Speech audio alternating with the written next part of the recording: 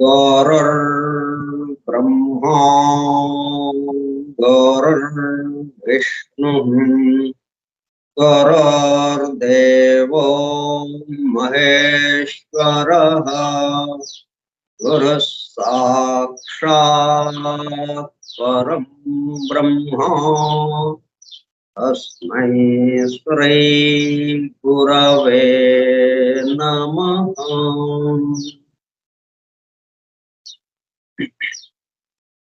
व्यासं वसिष्ठनाप्तारं शक्तेहि पौत्रमकल्मषम् पराशरात्मजं वन्दे सुकतातं तपोनिधिम्। शुक्लाम्बरधरं विष्णुं शशिवर्णं चतुर्भुजम् सन्नवदनं ध्यायेत् सर्वविघ्नोपशान्तये। अगज आनन पद्मार्कं गजाननमहर्निशम् अनेकदं तं भक्तानाम् एकदन्तमुपास्महे। वक्रतुंड महाकाय कोटि सूर्य समप्रभा निर्विघ्नं कुरु मे देवा सर्वकार्येषु सर्वदा। सरस्वती नमस्तुभ्यं वरदे कामरूपिणी वेद्यारंभं करिष्यामि सिद्धिर्भवतु मे सदा।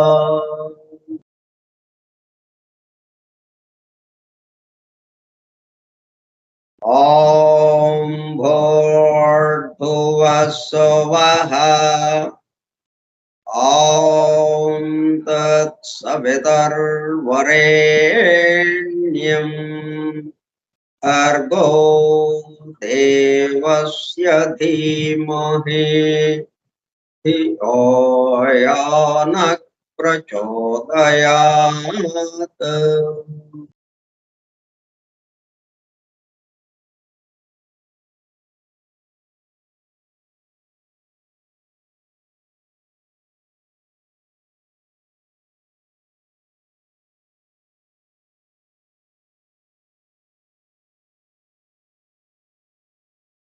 Vasudev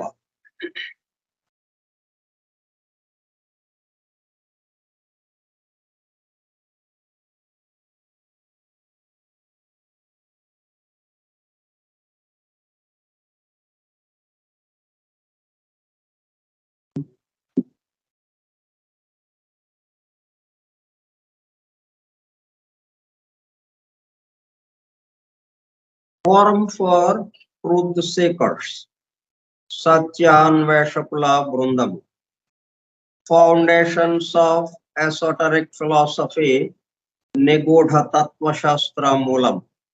From the writings of H.P. Blavatsky, arranged with the foreword and notes by E.M.T.H. Hoskins. గ్రంథ పఠనము, అధ్యయనము, అవగాహన, ఆత్మదర్శనము కార్యక్రమం. 93వ పాఠము 7/11/2022 సోమవారము సాయంత్రం 4:30 గంటలు.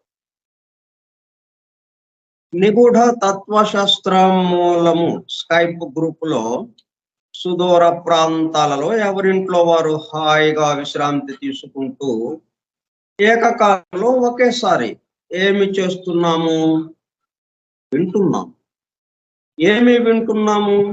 శాస్త్ర సాంకేతిక రంగంలో ఎంతో వేగముగా పురోగమిస్తున్న ప్రస్తుత కాలంలోని మానవుడి అదే వేగముతో ఆధ్యాత్మిక రంగంలో కూడా పురోగమించుటకు వీలుగా ప్రపంచంలోని అన్ని జాతుల, మతముల పవిత్ర గ్రంథములలో పొడుపు కథల రూపములో అర్థం అయి అవనట్లుగా ఉన్న సృష్టి రహస్యములను బహిర్గతం చేసి మానవాళికి అందించి వాటి అవగాహన ద్వారా ఆత్మదర్శనము పొందుట అను దివ్య ప్రణాళికను అమలు చేయుటకు పరమ గురువులచే ఎన్నుకొనబడిన మేడం హెలెనా పెట్రోనా బ్లవెట్స్కీ తన జీవిత కాలమంతా శ్రమించి తన మాతృభాష కాని ఇంగ్లీషు భాషలో తన ద్వారా అత్యద్భుతముగా మానవాళికి అందింపబడిన Isis unveiled, the secret doctrine, the voice of the silence,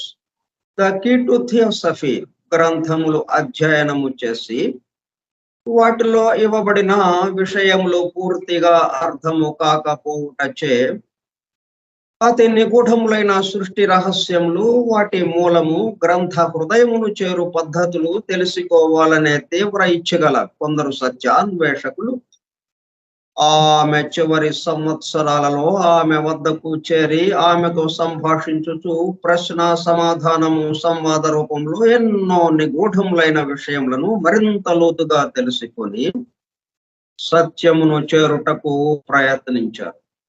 ఆ ప్రసంగ విశేషాలు అన్ని వ్రాయబడి తదుపరి ట్రాన్సాక్షన్స్ ఆఫ్ బ్లవెట్స్కీ లాడ్జ్ అనే గ్రంథముగా అందరికీ అందుబాటులోనికి వచ్చినది. తదుపరి వాటిని collected writings of Blavatsky volume 10 లో చేర్చడం జరిగినది. ఆ బృందంలోని ఒక సోదరుడు నేవీ కమాండర్ రాబర్ట్ బోవెన్ ఆమె వివరించుచుండగా తాను స్వయముగా వ్రాసుకున్న నోట్స్ను ఆమె దేహము విడచుటకు 3 వారముల ముందు ఆమెకు చూపించగా అతను చూపిస్తున్న శ్రద్ధకు మురిసిపోతూ చేసిన కృషిని మెచ్చుకున్నట్లుగా అదే సమయంలో ఆ నోట్స్కు తన అంగీకారమును తెలుపుతున్నట్లుగా తల ఊపుచూ ఒక చిరునవ్వు నవ్వాను. తదుపరి కాలంలో మరుగున పడిపోయిన ఆ నోట్స్ ను 40 సంవత్సరముల తదుపరి వారి కుమారుడు కెప్టెన్ పిజిబి బోవెన్ వెలుగులోనికి తీసుకువచ్చి దివ్య జ్ఞాన అధ్యయన పరులకు, భవిష్యత్తు తరాలకు ఎంతో మేలు చేశారు. ప్రథమముగా 1932 సంవత్సరంలో థియోసఫీ ఇన్ ఐర్లాండ్ మ్యాగజైన్ లో ప్రచురింపబడినది. ఆ తదుపరి madam Blavatsky on how to study theosophy అనే పేరుతో చిన్న బుక్లెట్ రూపంలో అందరికీ అందుబాటులోనికి వచ్చినది. అపార జ్ఞాన సంపదతో అలరారుతున్న గ్రంథ సముదాయములో అందించబడిన విషయముల మొత్తమునకు అసలు మూలము ఏమిటి అనే విషయము ఆకళింపు చేసుకొనుటకు ఆ గ్రంథములలోనే అక్కడక్కడ నెంబర్డ్ స్టేట్మెంట్స్ అండ్ ప్రిన్సిపల్స్ ఉదహరించబడినవని, వాటి ద్వారా మూలము వద్దకు చేరుకోవచ్చునని మేడం బ్లవెట్స్కీ తెలిపినారు. దానికి అనుగుణముగానే ఇంగ్లాండ్కు చెందిన E.M.T.H. హాస్కిన్స్ అనునామె ఆ నెంబర్డ్ స్టేట్మెంట్స్ అండ్ ప్రిన్సిపల్స్ ను ప్రధానముగా ద సీక్రెట్ డాక్ట్రైన్ నుండి 7 ముఖ్య అంశములను, ఐసిస్ అన్వైల్డ్ నుండి 10 సంక్షిప్త అంశములను సేకరించి ప్రతిదానికి తాను స్వయముగా వ్రాసుకున్న వ్యాఖ్యను జత చేస్తూ foundations of esoteric philosophy from the writings of HP Blavatsky అను పేరుతో గ్రంథముగా కూర్పు చేయడము జరిగినది. వాటితో పాటు కమాండర్ రాబర్ట్ బోవెన్ వ్రాసి బ్లావెట్స్ కి ఆమోదము పొందిన నోట్స్ ను అనుబంధము ఏ గా గ్రంథము చివర చేర్చటం జరిగినది. చివరగా గ్లాసరీ పారిభాషిక పదకోశము అనుబంధము బి గా చేర్చబడినది. ఈ విధముగా దివ్య జ్ఞానమును అధ్యయనము చేయు పద్ధతులు, వాటి ద్వారా మూలమునకు చేరి అనగా సత్యమును చేరి సత్య స్వరూపముగా మారుటకు కావలసిన ప్రేమపూర్వక సూచనలను తెలుపుతున్న గ్రంథరాజమును పఠిస్తూ అధ్యయనము చేయుచుండగా అత్యంత శ్రద్ధాసక్తులతో మేడం హెలెనా పెట్రోనా బ్లావెట్స్ కి చెప్పుచుండగా ఆమె చుట్టూ చేరిన సత్యాన్వేషకుల బృందము వలె చెవి యొగ్గి వినుచున్న, అనగా ఒళ్ళంతా చెవులు చేసుకుని వినుచున్న ప్రియ సత్యాన్వేషక సోదర శ్రోతలకు నమస్కారం.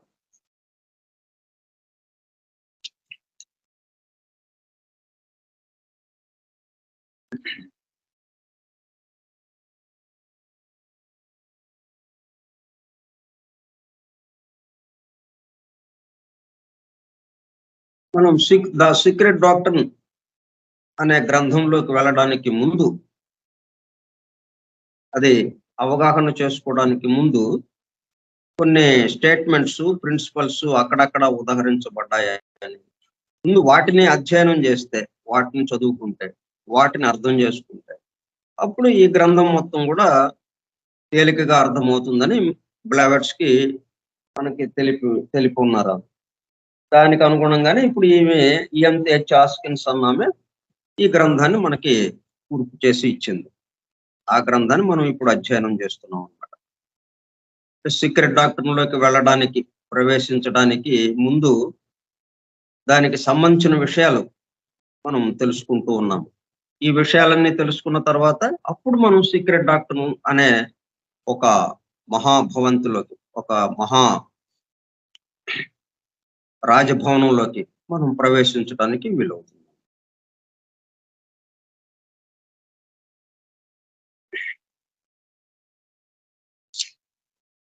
మనం ద సీక్రెట్ డాక్టర్ కంక్లూషన్ కి సంబంధించిన విషయాలు తెలుసుకుంటున్నాం. ఎవరైనా కొత్తగా వచ్చిన వాళ్ళు ఏంటంటే ఇది 93వ పాఠం కాబట్టి 92 రోజులుగా 92 గంటల పాటు సాగింది ఈ దీనికి సంబంధించిన అధ్యయనం. అంటే ఎన్నో విషయాలు దొరలు ఉంటాయి. ఇప్పుడు దానికి కంటిన్యూషన్ గా ఈ రోజున మనం చెప్పుకుంటూ ఉన్నాం. కాబట్టి ఇప్పటికిప్పుడు వింటే కొంచెం కొద్దిగా గందరగోళంగా గజిబిజిగా అనిపించవచ్చు. కాబట్టి ప్రశాంతంగా వినండి. వింటే అదే మీకు అర్థమైపోతుంది. ఇది ఇంతకు ముందు వినలేదు, ఇది మనకు అర్థం కావటం లేదు అట్లాగేం అనుకోకుండా మామూలుగా ఏదో రేడియోలో కార్యక్రమం వస్తుంది, టీవీలో కార్యక్రమం వస్తుంది, పెట్టుకుని చూస్తున్నాం. ఆ విధంగా వింటూ ఉండండి చాలు, ఇంకేం చేయట్లేదు.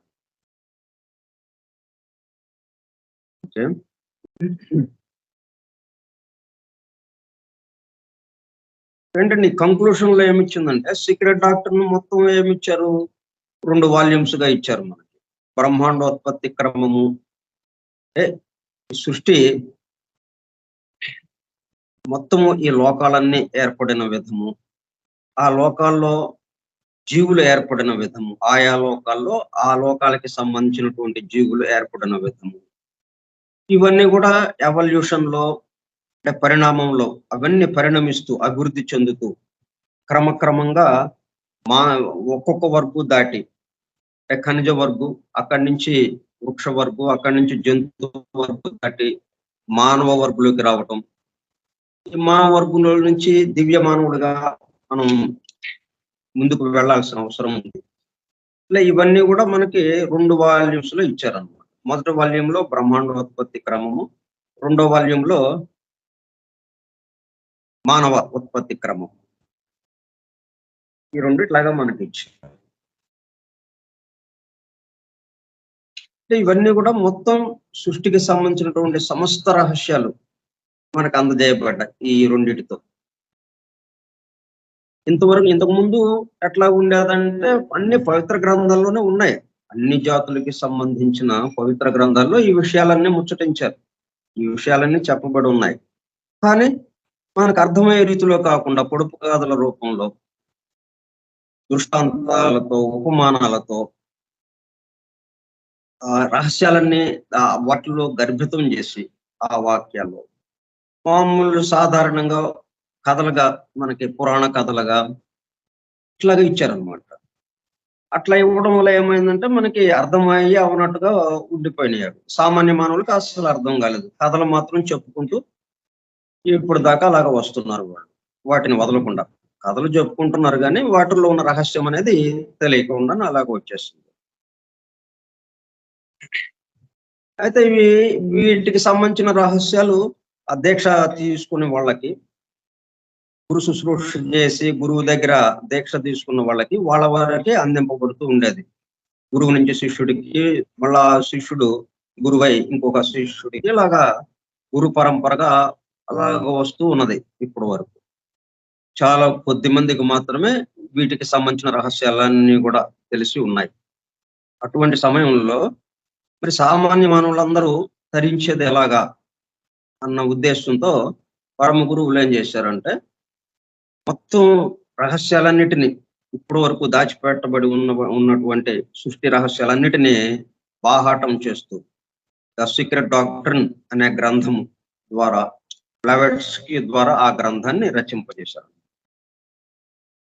ఎలెనా పెట్రోనా బ్లవెట్స్కీ అనే రష్యన్ వనిత ద్వారా ద సీక్రెట్ డాక్ట్రిన్ అనే గ్రంథాన్ని రచింపజేశారు. ఆమెతో సృష్టికి సంబంధించినటువంటి అంటే ఇప్పటి వరకు మనకి అందుబాటులో ఉన్న పవిత్ర గ్రంథాలు ఏవేవైతే ఉన్నాయో వాటిలో ఉన్నటువంటి విషయాల మొత్తం సారం దాంట్లోకి వచ్చేసింది. అయితే దాన్ని మనం అధ్యయనం చేయటం కానీ, చదవటం కానీ, అర్థం చేసుకోవడం కానీ చాలా కష్టంగా ఉంది అన్నది ఒక ప్రశ్నగా ఉంది మనకి. దాన్ని అర్థం చేసుకోవడం ఎలాగా అని.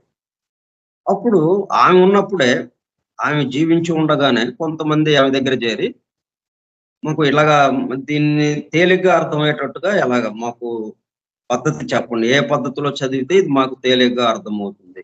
అసలేమీ కొరుకుడు పడటం లేదు మాకు. అసలేం అర్థం కావటం లేదనంటే, ఇదేం కంగారు పడక్కర్లేదు. దాంట్లోనే ఉన్నాయి. అక్కడక్కడ విసిరేసినట్టుగా అక్కడొక చోట, అక్కడొక చోట దీని యొక్క మూలం ఏంటి అసలు? ఇది అర్థం చేసుకునే పద్ధతి ఏంటి? దీంట్లో ఇవ్వబడ్డ విషయం ఏంటి అసలు? అని అక్కడక్కడ కొంత వివరం ఇవ్వబడింది. ముందు అవి చదవండి.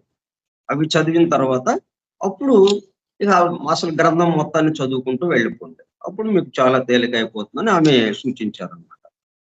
ఆ సూచన ప్రకారమే ముందుగా ఏం చదవమందాం. అయితే ఇవన్నీ ఎక్కడున్నాయి మళ్ళీ? సీక్రెట్ డాక్టర్న్ గ్రంథంలోనే ఉన్నాయి. బయట ఎక్కడో లేవు.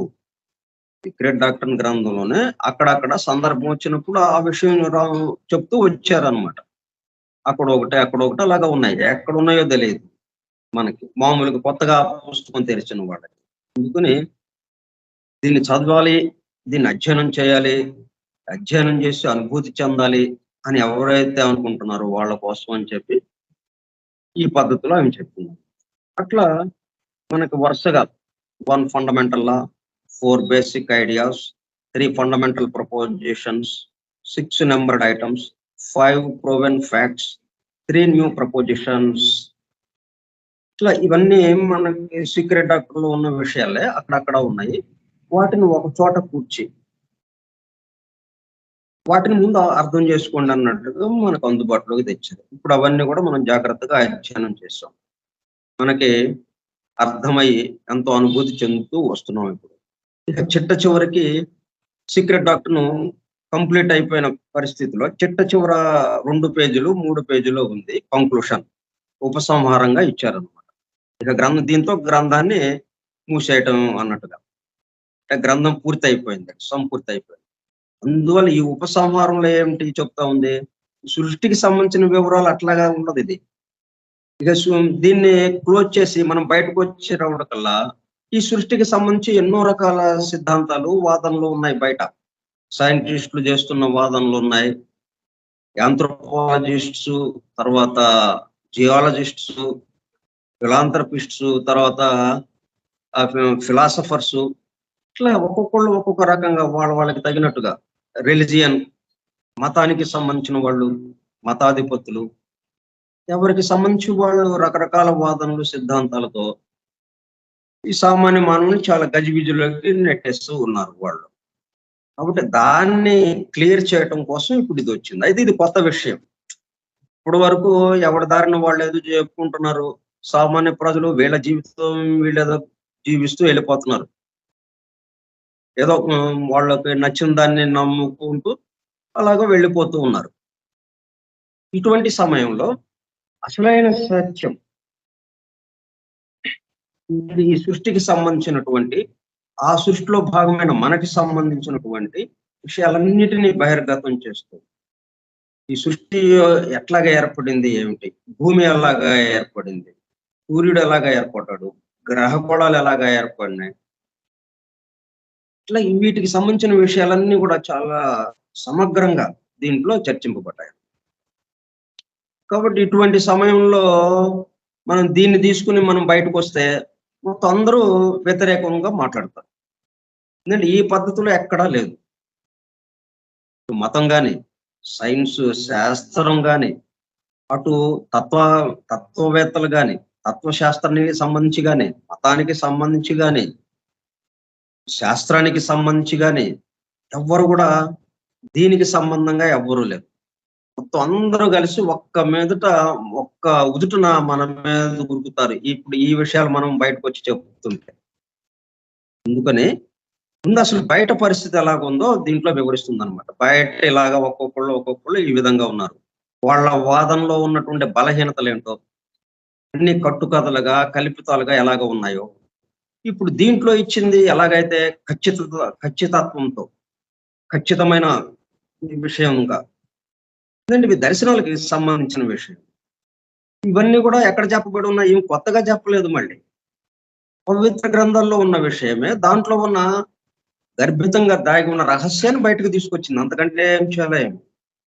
ఆల్రెడీ మనకు పవిత్ర గ్రంథాల్లో వేదము, ఉపనిషత్తులు, పురాణాలు, అట్లాగే ఈజిప్షియన్, గ్రీకు, రోమను, వీళ్ళందరికీ చాల్డియన్స్, వీళ్ళందరికీ సంబంధించిన పురాణ కథలు ఎన్నో ఉన్నాయి.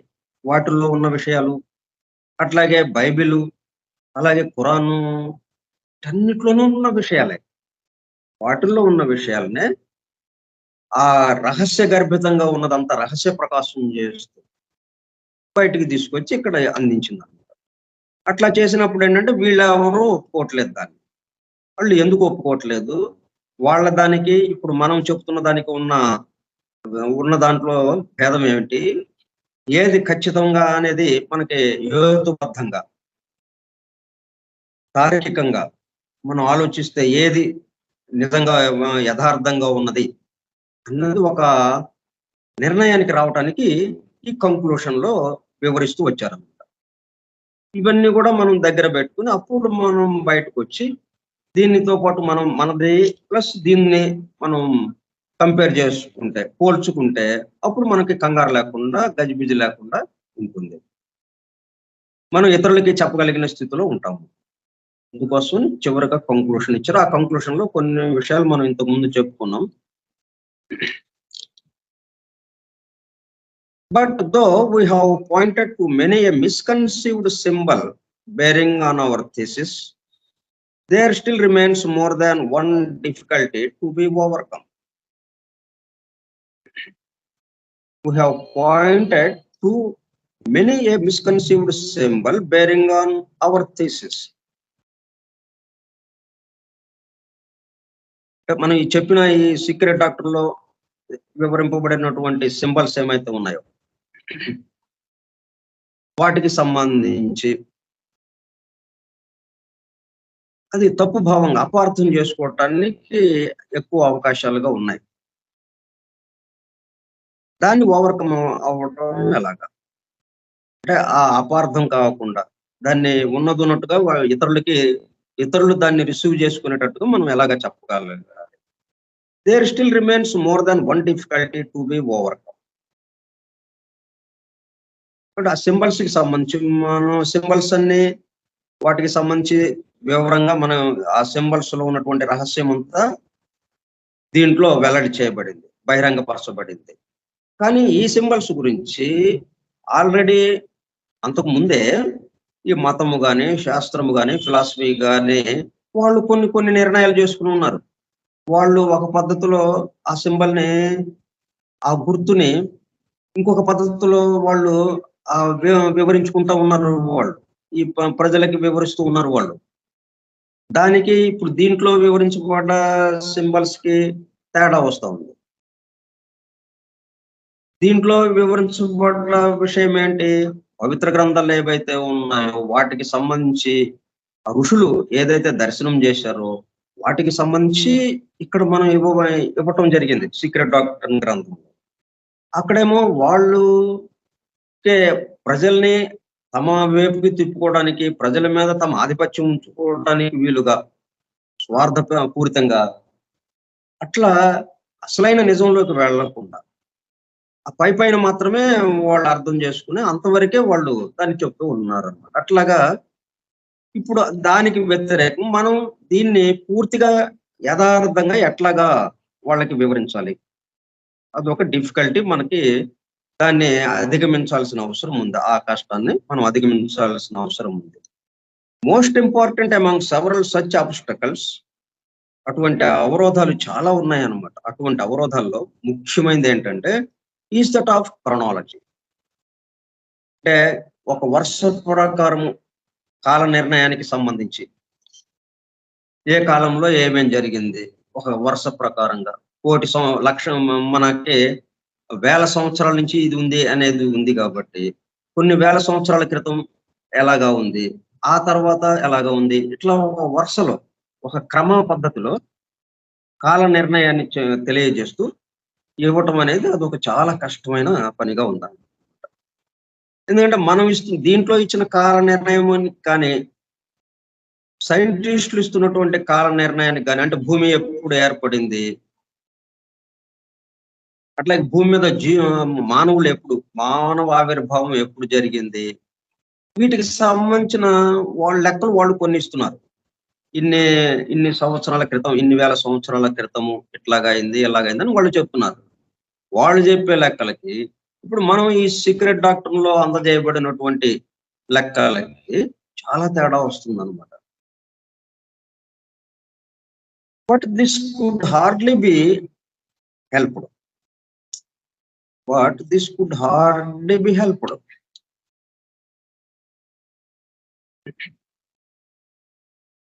Wedged in between theological chronology and that of the geologists, backed by all the materialistic anthropologists who assign dates to man and nature which fit in with their own theories alone. మనకి ఇక్కడ వీటికి సంబంధించిన కాల నిర్ణయాలన్నీ ఎవరు చేస్తున్నారు? Theological chronology ఒకటి ఇస్తున్నారు. అంటే ఈ మతానికి సంబంధించి మతాధిపతులు వాళ్ళు కొంత థియాలజీ అంటే దైవ శాస్త్రానికి సంబంధించి ఎవరైతే ఉన్నారో దైవం గురించి చెప్తూ ఈ పవిత్ర గ్రంథాలకి వాటిని వివరిస్తూ వస్తున్న వాళ్ళు ఎవరైతే ఉన్నారో ఈ మతాధిపతులు వాళ్ళు చెప్తున్నటువంటి కాల నిర్ణయం ఒకటి ఉంది. ఒక్కొక్క సంఘటనకి కాల నిర్ణయం, ఇదిగో ఇలాగ జరిగింది, ఒక్కొక్క సంఘటన ఒక కాలంలో జరిగింది, ఆ కాలంలో జరిగింది, ఆ తర్వాత ఇంకొక సంఘటన తర్వాత కాలంలో జరిగింది అని ఇట్లాగా కాల నిర్ణయాన్ని వాళ్ళు చెప్తూ ఉన్నారు థియాలజిస్ట్స్. దాంతో పాటు జియాలజిస్ట్స్, ఈ భూగర్భ శాస్త్రవేత్తలు వీళ్ళేంటి backed by all the materialistic anthropologists. Anthropologists అంటే మానవ పరిణామాన్ని తెలిపే శాస్త్రజ్ఞులు, మానవ పరిణామాన్ని తెలుపుతున్నటువంటి శాస్త్రజ్ఞులు. మానవుడు ఎప్పుడు ఆవిర్భవించాడు, మానవ నిర్మాణం ఎలాగ జరిగింది, ఎలాగా అభివృద్ధి పొందుతున్నాడు, ఎవల్యూషన్ ఎలా పరిణమిస్తున్నాడు, ఇట్లాగా వీళ్ళు ఒక లెక్కలేస్తున్నారు. వీళ్ళు ఆంథ్రోపాలజిస్ట్స్ వాళ్ళు ఎట్లాగా లెక్కలేస్తున్నారు? అంత భౌతికంగా చూసి మనకి కంటికి ఎదురుగా కనబడుతున్నటువంటి సృష్టి ఏదైతే ఉందో వ్యక్తమైనటువంటి సృష్టి, ఈ వ్యక్తమైన సృష్టి ఏంటి? చిట్ట చివరిది. ఇది వ్యక్తం కావడానికి అంతకుముందు ఎంతో కథ నడిచింది. సూక్ష్మం నుంచి ఇది స్థూలానికి దిగి వచ్చింది. కాబట్టి వీళ్ళేంటి స్థూలాన్ని మాత్రమే చూడగలుగుతున్నాం. మన పంచేంద్రియాలకు అందేది అంతవరకే కదా. సూక్ష్మం మనకు అందదు. ఈ స్థూలాన్ని పట్టుకొని మనకు ఎదురుగా ఉన్న దాన్ని పట్టుకొని దీన్ని బట్టి ఆ ఎనక ఎక్కడ ఏం జరిగిందా అనేది అంచనా వేస్తున్నారు వీళ్ళు ఊహగా. కాబట్టి వీళ్ళకి అందుబాటులోకి రావటం లేదు. ఇందులో వ్యక్త సృష్టి ఎప్పుడు మార్పులకి గురయ్యేది. వ్యక్త సృష్టికి ఆధారము అవ్యక్తంగా ఉన్నది. అవ్యక్తంలో అది సూక్ష్మంగా ఆ సృష్టికర్త ఏది ఎలాగా చేయాలో అలాగా చేస్తూ ఉండగా అది చిట్ట చివరికి స్థూలానికి దిగింది. స్థూలానికి దిగినప్పుడు ఇప్పుడు మనం చూస్తున్నది వీళ్ళే చెప్తున్నారు కదా, మనం కోట్ల కాంతి సంవత్సరాల దూరంలో ఉన్నాయి ఇవన్నీ. అదే మనకి నక్షత్రాలు కానీ, సూర్యుడు, గ్రహాలు, తర్వాత నక్షత్రాలు, పాలపుంత, గెలాక్సీలు ఇవన్నీ కూడా కోట్ల కాంతి సంవత్సరాల దూరంలో ఉన్నాయి. ఇప్పుడు ఏదైనా మనం చూస్తున్నామంటే అదేదన్నా మనకి ఇప్పుడు కనిపడింది అంటే అర్థం ఏంటి? కొన్ని కోట్ల సంవత్సరాల క్రితం అది ఉంది. మరి ఇప్పుడు ఉందో లేదో తెలియదు మనకి. అప్పటిది ఆ కాంతి మనకి జారటంకి ఇంతకాలం పట్టింది. అప్పుడు దాన్ని ఇప్పుడు చూస్తున్నామని వీళ్ళే చెప్తున్నారు. మరి అది ఇంకా ఎట్లా ఉందో ఏంటో ఇవన్నీ మరి విషయాలు వీళ్ళకి సగం సగం తెలిసిన అన్నట్టుగానే ఉంది కదా, పూర్తిగా తెలుస్తున్నది అన్నట్టుగా లేదు. వ్యక్త సృష్టి ఎప్పుడు కూడా మార్పులకి గురవుతూ ఉంటుంది. అవ్యక్తంలో ఏదైనా మార్పు జరిగితే దానికి అనుగుణంగా వ్యక్తమయ్యే దాంట్లో మార్పు జరిగిపోతుంది. అందువల్ల ఇది మనకి కనిపించే సృష్టి అంతా కూడా ఈ రోజు ఉండి రేపు కనుమరుగయ్యేటట్టుగా ఉంటుంది, నాశనం అయ్యేటట్టుగా ఉంటుంది, మార్పుకి గురి అయ్యేటట్టుగా ఉంటుంది. కాబట్టి దీన్ని పట్టుకుని మనం దీని ఆధారంతో ఇది అసలు ఎక్కడి నుంచి వచ్చిందో ఆ సూక్ష్మాన్ని, ఆ అవ్యక్తంగా ఉన్నటువంటిది ఆ ప్రారంభాన్ని మనం చెప్పడం అంటే అది చాలా కష్టమైన విషయంగా ఉంటుంది. అదే మరి పవిత్ర గ్రంథాలు కానీ, పవిత్ర గ్రంథాలని దర్శించి ఆ పవిత్ర గ్రంథాల్లో ఉన్న విషయాన్ని దర్శించి ఇచ్చినటువంటి ఆ ఋషులు కానీ, ద్రష్టలు కానీ, ప్రవక్తలు కానీ, పరమ గురువులు కానీ వీళ్ళందరూ ఏంటి ప్రారంభం నుంచి వాళ్ళు దర్శించగలిగారు. ఈ సృష్టి ఏమాత్రము లేని కాలం నుంచి సృష్టి ఎట్లాగా ప్రారంభమైంది, అక్కడి నుంచి స్థూలానికి ఎలాగా దిగింది, ఇవన్నీ అటు నుంచి వచ్చారు వాళ్ళు. అటు నుంచి దాన్ని దర్శిస్తూ వచ్చారు ఏ విధంగా జరిగింది అదంతా. సైంటిస్టులకి అటువంటి అవకాశం లేదు కాబట్టి మెటీరియలిస్ట్ గా స్థూల పదార్థం ద్వారానే వాళ్ళు వెళ్ళగలుగుతున్నారు కాబట్టి వీళ్ళదేమో రకరకాలైన లెక్కలుగా ఉన్నాయి. ఎవరికి ఒకదానికి ఒకళ్ళు చెప్పిన లెక్కలకి ఇంకొకళ్ళు చెప్పిన లెక్కలకి కుదరటం లేదు. To assign dates to man and nature, మానవుడు ఎప్పుడు వచ్చాడు, ఈ నక్షత్రాలు, గ్రహాలు, తారకలు ఇవన్నీ, ఈ భూమి, ఈ ప్రకృతి అంతా, ఈ విశ్వం అంతా ఎలాగా ఆవిర్భవించింది వాటికి సంబంధించి which fit in with their own theories అలో. ఇట్లా రకరకాలుగా మనం సిద్ధాంతాలతో రకరకాల వాదనలతో అలాగా ఉన్నాయి వాళ్ళు. What could the writer do to accept what she has done, to accept what she has done? What could the writer do except what she has done? మరి ఇటువంటి సందర్భంలో ఆమె ఏం చేయగలదు? చేసింది తప్ప ఆల్రెడీ చేసేసింది. సీక్రెట్ డాక్టర్ 2 వాల్యూమ్స్ లో వీటికి సంబంధించినటువంటి కాల నిర్ణయాలన్నీ వచ్చేసినాయి మనకి. యుగాల యొక్క పరిగణన, ఒక్కొక్క యుగము ఎన్ని లక్షల సంవత్సరాల పాటు సాగుతుంది, ఈ యుగాలు 4 యుగాలు కలిపి ఒక మహాయుగంగా, 71 మహాయుగాలు కలిసి ఒక మన్వంతర కాలంగా, ఇట్లా వీటికి సంబంధించి మొత్తం కాలగణన అంతా పర్ఫెక్ట్ గా, పరిపూర్ణంగా, సంపూర్ణంగా చేసి మనకు అందించారు. ఈ సీక్రెట్ డాక్టర్ 2 వాల్యూమ్స్ లో మనకి దానికి సంబంధించిన మనకు అందుబాటులోకి వచ్చినాయి. కానీ దాంతో కంపేర్ చేస్తే వీళ్ళ మాత్రం దూరంగా ఉన్నాయన్నమాట. ఏమాత్రం పొసగట్టడం లేదు వాళ్ళు చెప్పిన దానికి ఈమె చెప్పిన దానికి. మరి రైటర్ ఏం చేయగలదు? ఈ గ్రంథకర్త అని కాకుండా గ్రంథ లేఖకురాలు. గ్రంథకర్త అని చెప్పుకోలే ఆమె. సీక్రెట్ డాక్టర్‌ను గ్రంథాన్ని నేను రచించానని ఆమె అనలేదు. గ్రంథాన్ని వ్రాశాను. నాకు దర్శనమిస్తే, నాకు చెప్తుంటే, నాకు డిక్టేట్ చేస్తుంటే 8 రకాల శక్తుల్ని, అతీంద్రియ శక్తులు 8 రకాలని ఉపయోగించుకుంటా ఆ గ్రంథాన్ని రాసిందనమాట. ఇంకా ఎక్కడి దాకా వెళ్ళిందంటే ఆ పరమ గురువు ఒకాయన ఈమెని ఆవహించి, ఈమె ఒక పక్కన నిలబడ్డట్టుగా అయిపోయింది.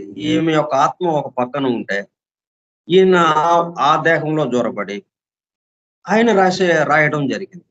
కొన్ని పేజెస్, కొన్ని పేజీలు. సీక్రెట్ డాక్టర్‌లో కొన్ని భాగాలు. అట్లా 8 రకాలైనటువంటి కొన్నేమో స్పేస్ రీడింగ్ ద్వారా ఎదురుగా కనిపిస్తూ ఉంటే ఆ చోటులో అవి చూస్తూ రాసేసేది. అట్లా సీక్రెట్ డాక్టర్‌లు ఇచ్చిన ప్రతి అక్షరం కూడా తను సొంతంగా రాసింది లేదు. అన్నీ అందింపబడ్డాయి. ఆ కుథోమి, మాస్టర్ కుథోమి, మాస్టర్ మోరియా, అక్కడక్కడ కొంత జ్వాల్కుల్ మహర్షి. ఇట్లా ఈ ముగ్గురి ద్వారా, ముఖ్యంగా వాళ్ళిద్దరు మాస్టర్ కుథోమి, మాస్టర్ మోరియా, ఉపాసిక. ఈమె పేరు బ్లావెట్స్‌కి అనకుండా ఉపాసిక అని పెట్టారన్నమాట. మా ముగ్గురి యొక్క సంయుక్త కృషి ఈ సీక్రెట్ డాక్ట్రైన్ అని చెప్పి ఆయన ఒక పరమ గురువే చెప్పారు. కుథోమే అని చెప్పారన్నమాట. కాబట్టి what could the writer do except what she has done? వీళ్ళ దాన్ని పట్టుకుని వీ వీళ్ళు ఆమె అంకెలు మార్చడానికి సాధ్యం కాదు. ఎందుకంటే ఈ అంకెలు ఎక్కడి నుంచి వచ్చినాయి మనకి? సీక్రెట్ డాక్టర్‌లో ఇవ్వబడిన అంకెలు. అవి ప్రారంభం నుంచి వాళ్ళు దర్శించారు. సృష్టి ప్రారంభాన్నే. అందువల్ల అవి పర్ఫెక్ట్‌గా మనకు అందుబాటులోకి వచ్చినాయి. అవన్నీ మనకి కథల రూపంలో, పురాణ కథల రూపంలో అన్నిట్లోనూ మనకు అందుబాటులోనే ఉన్నాయి. మనువుల కాలము, భాగవతం చూస్తే భాగవతం అంతా కాలగణనే. ఏ యుగాలు ఎలాగా గడిచినాయి? ఎవరి పరిపాలన ఎలాగా సాగింది? ఏ మనువు పరిపాలన 14 మనువులు ఏ విధంగా పరిపాలించారు? ఒక్కొక్క మనువు కాలంలో ఏమేమి జరిగింది? ఆయన యొక్క కాలం ఎంత? 71 మహాయుగాలు. ఇట్లాగా చాలా స్పష్టంగా మనకి పురాణాల్లో వీటిల్లో ఉన్నాయి. వాటికి సంబంధించే మనం సీక్రెట్ డాక్టర్‌లో ఇవ్వబడ్డాయి. ఆ కాలగణన అంతా. మరి వీళ్ళ కాలగణన పూర్తిగా తేడాగా ఉంది. సైంటిస్టులు చెప్తున్నటువంటిది గాని, యాంథ్రోపాలజిస్ట్స్ చెప్తున్నటువంటిది గాని, జియాలజిస్ట్స్, భూగర్భ శాస్త్రవేత్తలు, మానవ పరిణామ శాస్త్రవేత్తలు, వీళ్ళకి తోడు మతానికి సంబంధించి థియాలజిస్ట్స్ వాళ్ళు చెప్తున్నది గాని ఏది కూడా దీంతో పొసగడం లేదు. సీక్రెట్ డాక్టర్‌లో చెప్పిన దాంతో పొసగడం లేదు. ఇందులో ఇయన్నీ ఎందుకు చెప్తుందంటే మనకి కంక్లూషన్‌లో మీరు దీనికి సంబంధించి కొంచెం జాగ్రత్తగా ఆలోచించి వాళ్ళ దాంతో గజిబిజి పడకుండా మీరు, వాళ్ళు అట్లా చెప్పారే మరి దీంట్లో ఇలాగా ఉందే అని మీరు కంగారు పడకుండా చక్కటి నిర్ణయంతో మీరు బయటకు వెళ్ళండి. బయట అని ఈ పుస్తకం మూయండి అని చెప్పి చెప్తుందన్నమాట. What could the writer do except what she has done?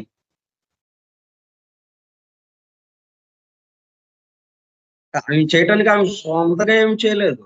ఆమెకు అందినటువంటి సందేశాల ఆధారంగా దర్శించినటువంటి దివ్య దృష్టితో, దివ్య శ్రవణంతో అందుకున్నటువంటివి.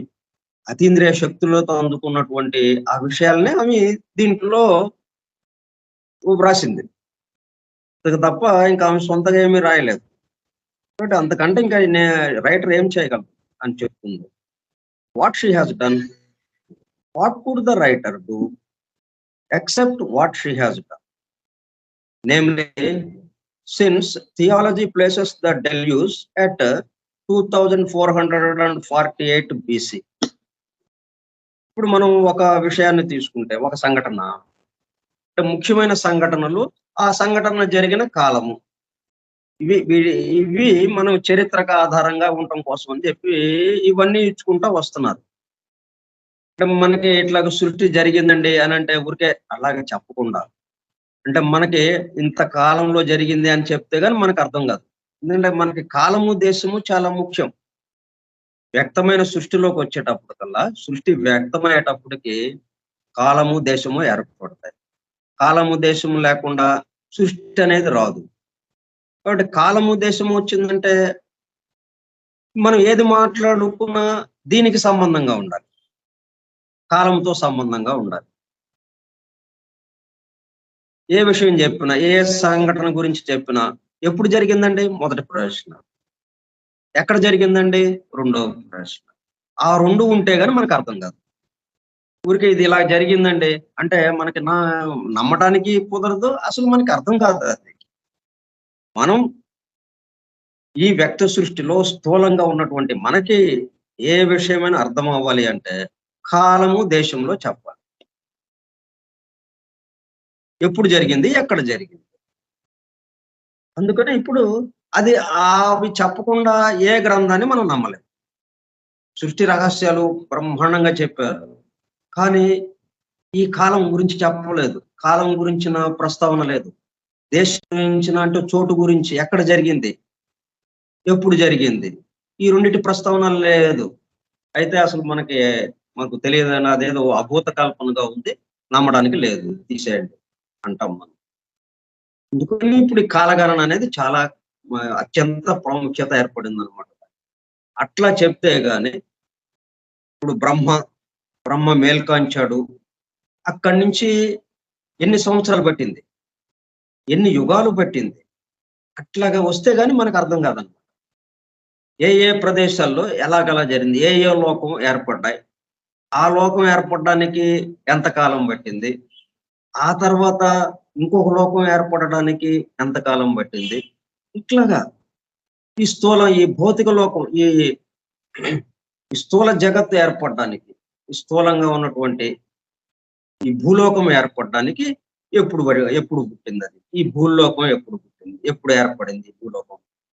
ఈ భూలోకం మీద మానవుడు ఎప్పుడొచ్చాడు? ఇట్లాగా మనకి ఎప్పుడు జరిగింది? ఎక్కడ జరిగింది? ఈ 2 చెప్పుకుంటా వస్తే గాని, ఆహా! అట్లాగా అని అనం మనం. ఈ 2 లేకుండా ఇయన్నీ వరుసగా చెప్పుకుంటూ వచ్చారనుకోండి, బ్రహ్మ, బ్రహ్మలోకం తయారైంది ముందు.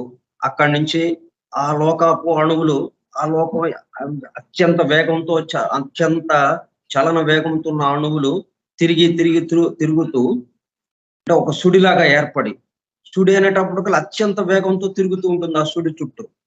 తిరుగుతూ కొన్ని అణువులు ఆ చలన వేగం తగ్గింది.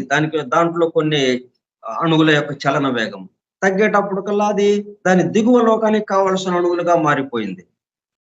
అట్లాగా ఇంకా కిందకి అలాగా కిందకి వచ్చింది. ఒక దాంట్లో నుంచి ఒకటి అలాగా లోకాలు ఏర్పడ్డాయి. ఆ చలన వేగంలో తేడాతో. చలన వేగం తగ్గిందంటే దిగువ లోకం అయిపోతుంది. దిగువ లోకానికి కావాల్సిన అణువులుగా అవి ఏర్పడతాయి. అట్లా ఈ భౌతిక భూలోకానికి వచ్చాం మనం. ఈ భూలోకం ఏర్పడింది. భూలోకం ఏర్పడిందంటే బ్రహ్మలోకంలో అణువులు ఎంత వేగంతో చలిస్తూ ఉంటాయో ఆ చలన వేగానికి ఈ భూలోకంలో ఉన్న అణువుల యొక్క చలన వేగానికి పూర్తిగా చాలా తక్కువగా ఉంటుందన్నమాట. అత్యంత వేగంతో అక్కడ ఉంటుంది. అత్యంత తక్కువ వేగంతో ఇక్కడ తిరుగుతాయి. అత్యంత వేగంతో అక్కడ తిరిగితే, అత్యంత తక్కువ వేగంతో ఈ భూలోకంలో, స్థూల లోకంలో తిరుగుతూ ఉంటుందన్నమాట. ఆ అణువుల యొక్క చలనం ఉంటుంది. అందువల్ల ఇక్కడ స్థూలానికి వచ్చేసింది. ఆ స్థితి భేదం అలాగా వచ్చింది.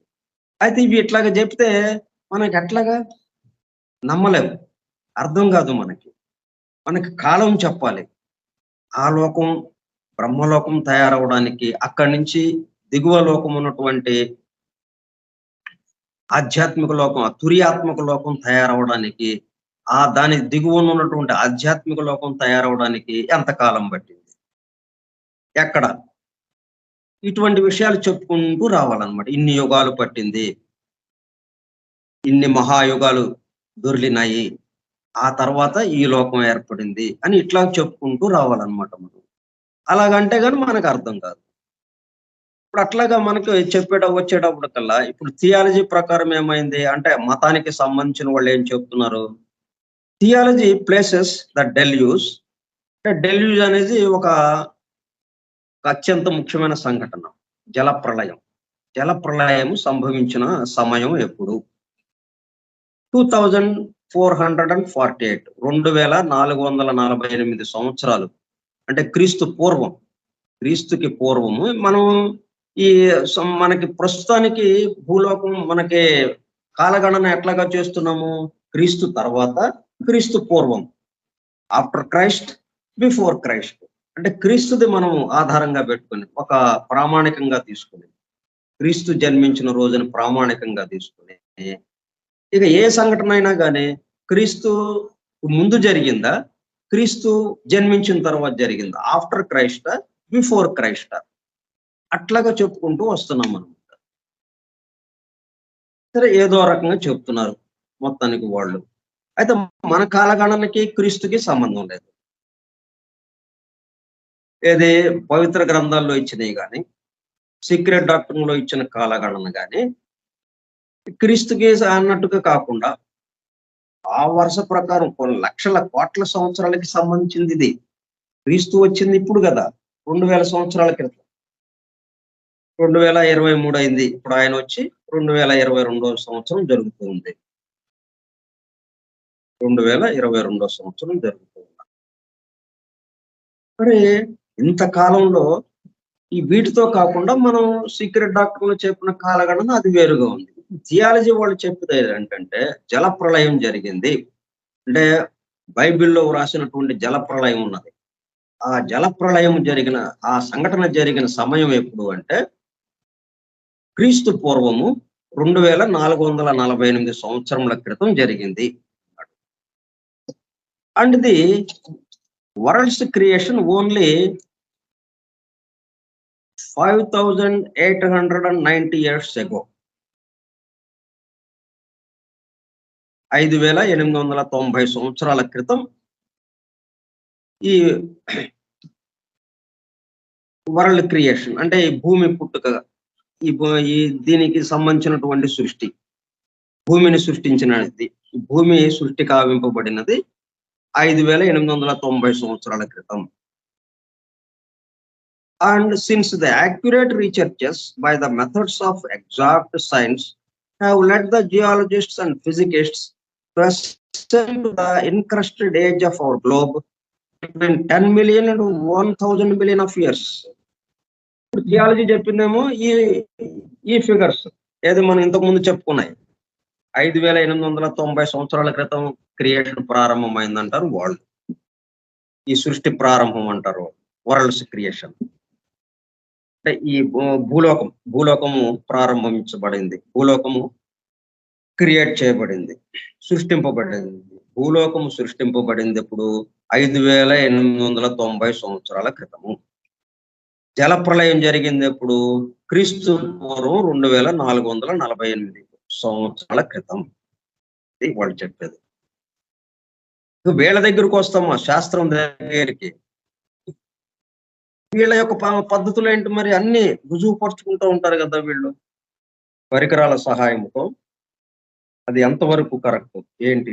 ఆ డేటింగ్ది ఒకటి పరికరం ఉంటుంది, కార్బన్ డేటింగ్ అని. ఆ పురాతన తవ్వకాల్లో మనకి దొరికినవి ఉంటాయి. వాటిని ఈ కార్బన్ డేటింగ్ పరీక్ష చేసేటప్పటికల్లా ఇది ఇన్ని వేల సంవత్సరాల నాటిది, ఇన్ని లక్షల సంవత్సరాల నాటిది అని చెప్పగలుగుతుంది. ఆ పరికరం సహాయంతో వీళ్ళు నిర్ణయానికి వస్తున్నారు. సరే వాళ్ళు ఏం చెప్తున్నారు అన్నమాట? Accurate researches by the methods of exact science have led the geologists and physicists. ఈ భూగర్భ శాస్త్రవేత్తలు కానీ భౌతిక శాస్త్రవేత్తలు కానీ వాళ్ళు ఏమంటున్నారు? To ascend to the incrusted age of our globe. మనకి భూగోళం అంతా ఎలాగా ఉంది? ఒకప్పుడు ద్రవ స్థితిలో ఉంది, మండుతున్నటువంటి అగ్నిగోళంగా ఉంది. తర్వాత నెమ్మదిగా చల్లబడి పైనంతా కూడా గట్టి పెంకులాగా తయారైంది.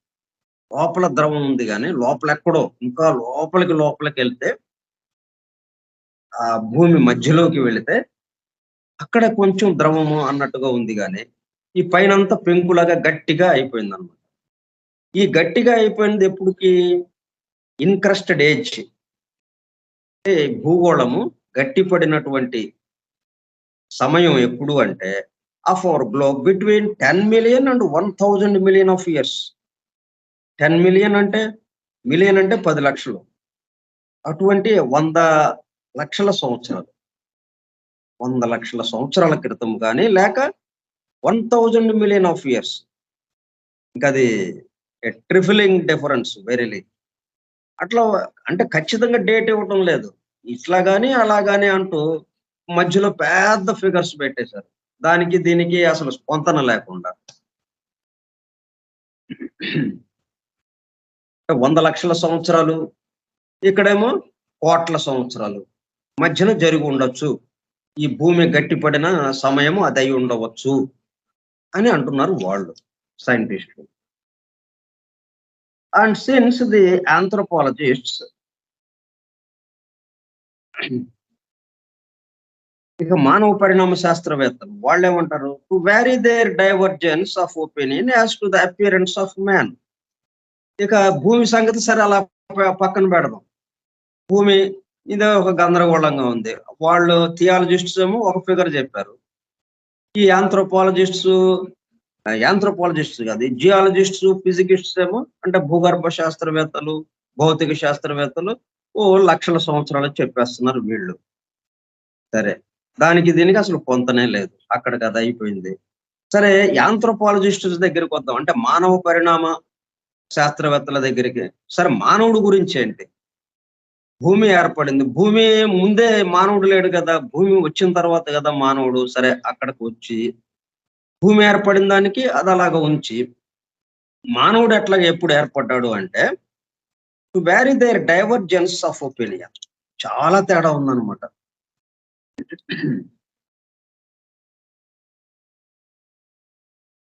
Opinion as to the appearance of man ask for between 25,000 and 5 lakhs years. 25,000 నుంచి 5 లక్షల సంవత్సరాల మధ్యలో ఎప్పుడైనా వచ్చి ఉండొచ్చు బహుశా మానవుడు ఆవిర్భవించి ఉంటాడు. మానవ ఆవిర్భావము ఎప్పుడు జరిగింది అంటే 25,000 సంవత్సరాలు మొదలుకొని 5 లక్షల సంవత్సరాలు అని చెబుతున్నారు. 5 లక్షలు కాదు, 5 లక్షల సంవత్సరాలు అని చెబుతున్నారు ఎవరో anthropologists. What can one who studies the occult doctrine do but bravely present the esoteric calculations before the world. వీళ్ళు ఎట్లాగా చెబుతుంటే ఇంకా మనం ఆ పవిత్ర గ్రంథాల్లో అది ఎప్పటి నుంచో అందింపబడింది. ఇప్పుడు పరమ గురువులు మొత్తం పవిత్ర గ్రంథాల యొక్క సారం మొత్తాన్ని తీసుకొచ్చి ఈ సీక్రెట్ డాక్టర్లో అందింపబడిన విషయం ప్రకారము ఈ కాల నిర్ణయం చెప్పడానికి ఇంకా ఎట్లా చెప్పగలం మనం? అసలు ఏమాత్రము పొంతనగా కుదరదు, ఏమాత్రం పొసగదు. ఇంకా ఈ బాహ్య ప్రపంచానికి ఎట్లా చెప్తాం మనం? వాస్తవంగా యథార్థంగా ఎప్పుడు ఏది జరిగింది, భూగోళం ఎప్పుడు ఏర్పడింది, అది గట్టిపట్టడానికి ఎంతకాలం పట్టింది, దాని యొక్క ఇది ఆ భూమి పై పొర గట్టిపడటానికి ఎంతకాలం పట్టింది, ఆ తర్వాత మానవావిర్భావం ఎప్పుడు జరిగింది, ఇవన్నీ చక్కటి లెక్కలు దీంట్లో ఉన్నాయి మనకి. ఖచ్చితమైన కాలగణన, యుగాల పర్యంతము, లక్షల కోట్ల సంవత్సరాలు, కోట్ల సంవత్సరాలు, ఎంతో సంవత్సరంతో సహా ఖచ్చితత్వంతో, ప్రెసిషన్ అంటమే అలాగా, ఏమాత్రము తప్పు లేకుండా అట్లా ఇవ్వబడ్డాయి మనకి సీక్రెట్ డాక్టర్లో. వాటిని తెచ్చి వీళ్ళ ముందు పెడితే ఇంకా వాళ్ళు ఏమవుతుంది మనకి చెప్పండి? ఆకల్ట్ డాక్ట్రైన్, మన ఈ గుప్త శాస్త్రం ఏదైతే బోధిస్తూ ఉన్నదో ఆ సిద్ధాంతాన్ని తీసుకొచ్చి do but bravely present the esoteric calculations before the world అని ఎంత ధైర్యంగా మనం ముందుకి పెట్టగలం?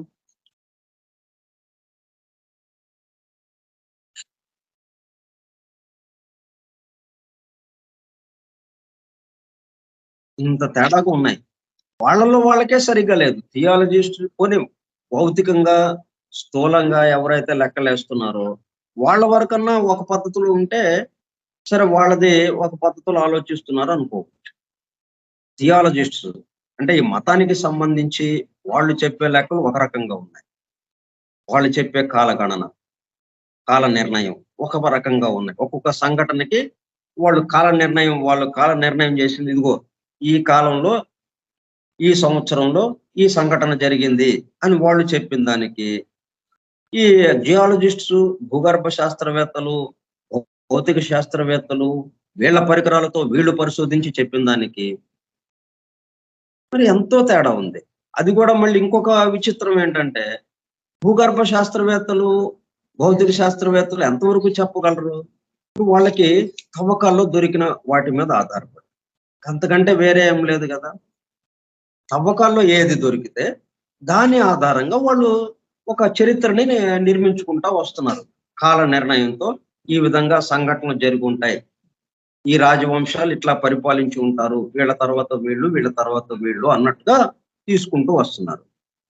సరే, ఇంకొక తవ్వకంలో ఎక్కడో ఒక చోట ఇంతవరకు తవ్వని చోట మళ్ళీ ఏదో తవ్వారు. తవ్వితే ఇంకోటేదో దొరికింది. మళ్ళీ దాన్ని పరిశీలించారు. పరిశీలిస్తే ఇప్పటి వరకు ఉన్నయి మొత్తం పోయింది. మొత్తం కొత్త చరిత్ర రాయాల్సిన అవసరం ఏర్పడింది. ఇప్పుడు ఆయనకు నోబెల్ ప్రైజ్ కూడా ఇచ్చారు. మొన్న ఆయన పేరంటే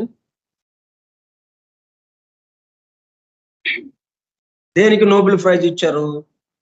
ఆయన ఒక చోట తవ్వితే ఆ తవ్వకాల్లో ఏం దొరికింది ఆయనకి? ఒక వేలి యొక్క చేతి వ్రేలుకి సంబంధించిన వ్రేలి ఎముక దొరికింది. ఆ ఎముకని ఆయన DNA వీటన్నిటిని పరిశీలిస్తే అక్కడ ఏమైంది? ఈ రేసెస్ కి మనకి సంబంధించి ఏమైతే చెప్పుకుంటున్నాం, జాతులకి, మూల జాతులకి సంబంధించి ఒక జాతి ఎక్కడి నుంచి ఎలాగ ప్రయాణం చేసి ఒక ప్రాంతం నుంచి ఇంకో ప్రాంతానికి వచ్చారు అని ఇట్లాగా ఒక చరిత్ర రాసి ఉంది ఇప్పుడు దాకా.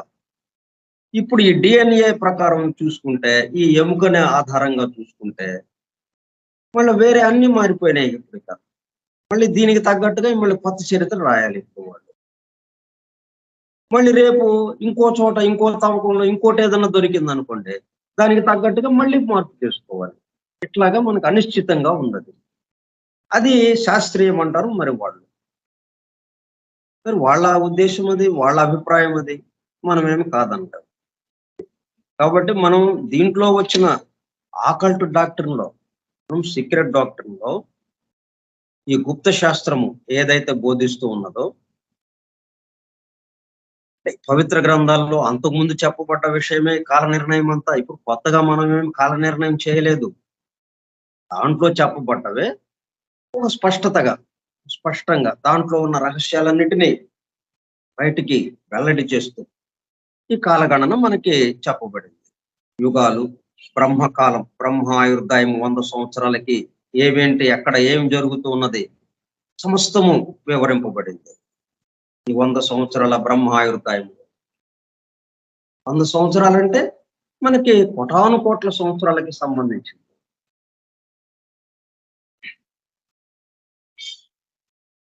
అంటే 100 ఇప్పుడు మనకి 71 మహాయుగాలు, అవి ఒక మనువు పరిపాలన కాలం. అట్లా 14 మనువులు అనేటప్పుడు కల్లా 900 చిల్లర వస్తుంది. ఇప్పుడు 1000 మహాయుగాలు కలిసి బ్రహ్మకి ఒక పగలు. 1000 మహాయుగాల కాలము గడిస్తే బ్రహ్మకి ఒక పగలు అని సీక్రెట్ డాక్టర్కి సంబంధించినటువంటి ఈ ఆకల్ట్ డాక్టర్ ఏదైతే ఉందో, గుప్త శాస్త్రము ఏదైతే ఉందో, ఆ శాస్త్రము బోధిస్తున్నటువంటి కాల నిర్ణయము ఇట్లాగా ఉంది. వీళ్ళ కాల నిర్ణయాలు ఈ మాదిరిగా ఉన్నాయి. మరి ఇటువంటి వాళ్ళ ముందు మనం ఎట్లాగా, ఎంత ధైర్యంతో మనకి చెప్పగలం? అంటే ఇట్లాగా ఉంటుంది పరిస్థితి. ఈ పరిస్థితిని మీరు గమనించుకొని దీనికి తగిన విధంగా ఇంకో మనం సీక్రెట్ డాక్టర్లు ఇచ్చింది ప్రతిదానికి రుజువులతో సహా శాస్త్రీయంగా ఇవ్వబడ్డాయి. ఊహాపోహలుగా, కల్పితాలుగా, కట్టుకథలుగా ఇవ్వబడలేదు. ఎందుకంటే ఇది ప్రారంభం నుంచి సృష్టికర్త యొక్క మనస్సులో ఉన్న ఆలోచన. దృష్టి ఎక్కడుంది? మొట్టమొదట సృష్టికర్త యొక్క ఆలోచనలో ఉంది. అంతకన్నా ముందు పరమాత్మ యొక్క ఆలోచనలో ఉంది, పరమాత్మ సంకల్పంలో ఉంది. ఆ పరమాత్మ సంకల్పం నుంచి వీళ్ళకి దర్శనం అందింది. ఆ పరమాత్మ సంకల్పం నుంచి బ్రహ్మ ఆవిర్భవించడం, ఆ బ్రహ్మ ఆవిర్భవం నుంచి ఈ సృష్టి బాగా ఆవిర్భవించడము, ఇవన్నీ అట్లా ప్రారంభం నుంచి అవ్యక్తంలో ఉన్న సృష్టి వ్యక్తంలోకి ఎలాగా వచ్చింది అన్న విషయం మొత్తం ఆ ఋషులు దర్శించారు, ఆ పరమ గురువులు దర్శించారు, ఆ ప్రవక్తలు దర్శించారు. వాళ్ళ ద్వారా ఆ పవిత్ర గ్రంథాలన్నీ మనకు వచ్చినాయి. బట్ ఆ విధంగా మనకి ఖచ్చితమైనటువంటి లెక్కలు కాలగణన ఖచ్చితంగా వచ్చింది మనకి. అయితే ఇలాగ వచ్చింది అంటే వాళ్ళు పెద్ద గొడవ చేస్తారు, వాళ్ళ కాలగణన వాళ్ళ ఇట్లాగా క్లాష్. ఇప్పుడు ఇటువంటి పరిస్థితుల్లో మనం ఎట్లాగా దీన్ని ప్రజెంట్ చేయడం అనేది మనం రేపు చూద్దాం. స్వస్తి ప్రజాభ్యః పరిపాలయంతాం న్యాయేణ మార్గేణ మహిం మహిషాః ఓ బ్రాహ్మణేభ్యః శుభమస్తు నిత్యం లోకా సమస్తా సుఖినో భవంతు లోకా సమస్తా సుఖినో భవంతు లోకా సమస్తా సుఖినో భవంతు. ఓం శాంతి శాంతి శాంతి.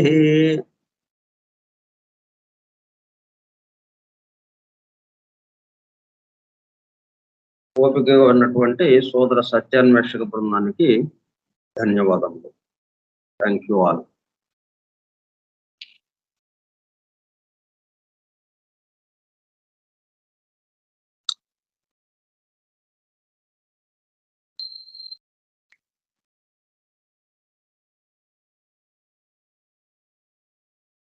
Thank you, sir.